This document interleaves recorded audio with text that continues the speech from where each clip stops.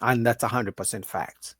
So yes, most guys struggle with the fact that all women want you to provide something, and usually that something is money. Now, does it mean she doesn't want you to be a good man and character and respectful? Yeah, she wants those things, but she will pick a rich guy who doesn't have character. Why do you think men like Elon Musk, even when people say they're not good people, he still has baby mamas, new baby mamas every 3 to 5 business days? Elon Musk has a new baby mama. You don't think those women care about character and shit like that? Ask yourself this. If they put Elon Musk on the line and they put you, would most women choose you? And let's say you go to church 7 days a week, you've never committed a crime, you respect people, you feed the homeless, but you're broke. And then we put Elon Musk, who fires people, who doesn't care, but he's a billionaire.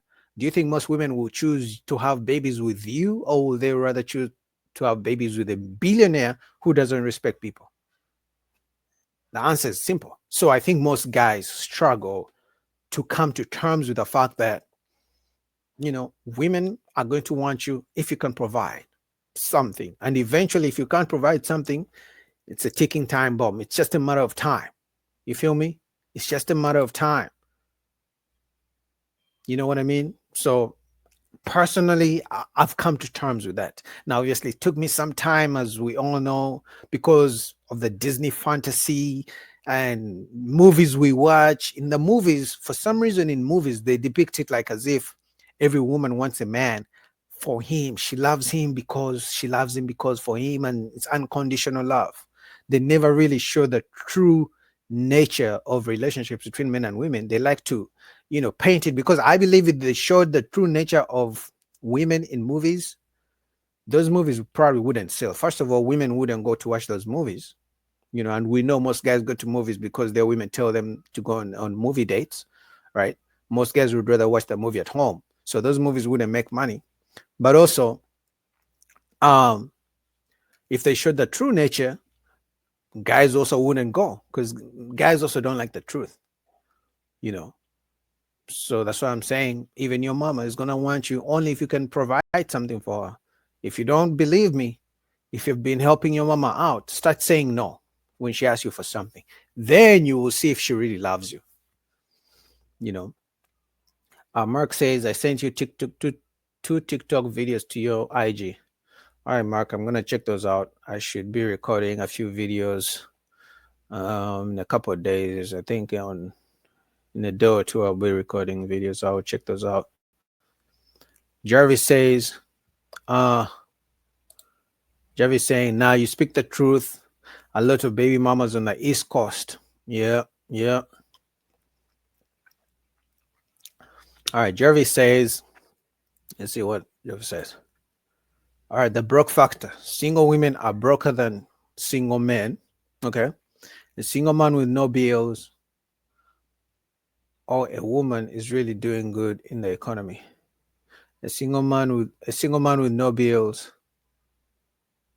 Did you mean a single man with no bills?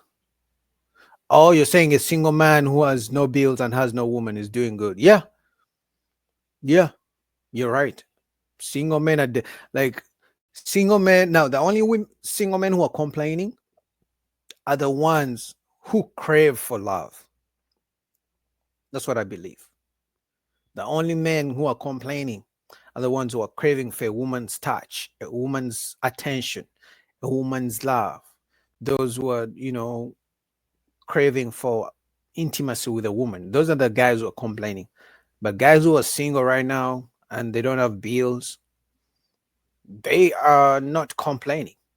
You know, I believe once a man really learns, how much he has to spend on a woman, because for some reason, men think that relationships are free. And I learned this from CGA, man. Relationships are not free. I don't care if you're not like in in Las Vegas, literally paying money to get some punani. But if you're in a relationship, you're paying.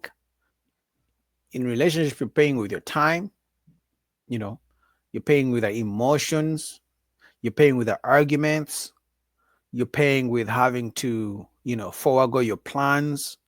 Because sometimes you're in a relationship, you can't just make your own plans. When you're in a relationship, all the plans you make for yourself, you have to involve your woman. So you cannot just say, "Oh, I'm just going to do this all week without talking to her or without, trying to see her." You're going to find yourself, she's going to be calling, "Hey, Boogie, when am I going to see you?" So now, if you made plans with your boys, now you have to cancel those plans. Otherwise, it's probably going to be the end of the relationship, because we know they easily end relationships. "Oh, you don't want to see me?" Relationship is over, because Jervis, she has John, she has a couple of men that want her. So when you're in a relationship as a man, you have to be ready to sacrifice part of yourself, which obviously it's a relationship, it's a give and take. But I think most guys get into relationships and they haven't really realized the fact that they're going to be sacrificing a lot in relationships, right? So yeah, relationships are hard work. But as a man, you have to realize, do I really want to put this much work, this much effort, money, calls? Because these days women believe you're supposed to call them in the morning, call them lunchtime, or text, right? FaceTime, whatever it is, call them before they go to bed. And if you don't, and if you miss one of those, she's going to say you don't like her. And you know the reason she's saying that? Because there is a guy out there who's willing to be on the phone with her for 2 hours. So they believe if you're not, giving her that much attention, you don't like her. It's crazy, I know, but that's the current dating scene we're in right now. So as a man, you have to sacrifice for relationships.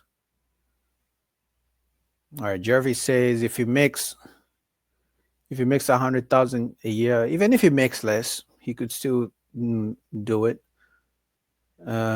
Mark says the Pookies and Rares are still winning in the US, because I know a lot of broke men over 6 feet in shape with some beautiful professional women. Yeah, Mark, I actually disagree. The Pookies and Rares win for the time being. They don't win all the time. Give it 10 years, because there's only one.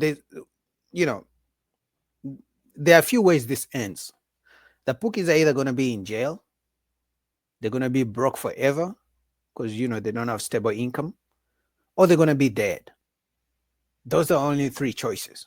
They're either going to be in jail, they're going to be dead because of crime, or someone kills them, or they try to, whatever it is, they're probably going to be in jail, dead, or they're always going to be broke. So yeah, for now, it seems like they're winning because they have the women that you want, but you probably don't even want the women that want the Pookies. Because once they go to the Pookies, have babies with Pookies, and then in 10 years' time, they want Mark, because Mark has earned his money and bought a nice car and has a bought a house, and he's child free. They're going to look at you like, oh my God, now Mark, now I know my worth. Oh my God, Pookie, my Pookie baby daddy, he didn't treat me right. Now it's Mark's turn to treat me right. And that's where the whole nice guys finish last. So if Mark is a dummy and he's like, oh my God, I like Sharon, I liked Keisha 10 years ago, she was such a baddie. Okay, but even if she has 5 kids from Pookie, I should give her a chance. Even if she has gained a couple weights, 50, 100 pounds, I should give her a chance, because, it's up to you as the nice guy 10 years later to be like, no, you didn't want me then. You wanted Pookie, stay with Pookie. That's what I'm saying, that Pookies are winning for now. But think about 10, 15 years from now. Are they still going to be winning? How? They're winning because you think they're winning because they have the women that you want right now, but they're not really winning.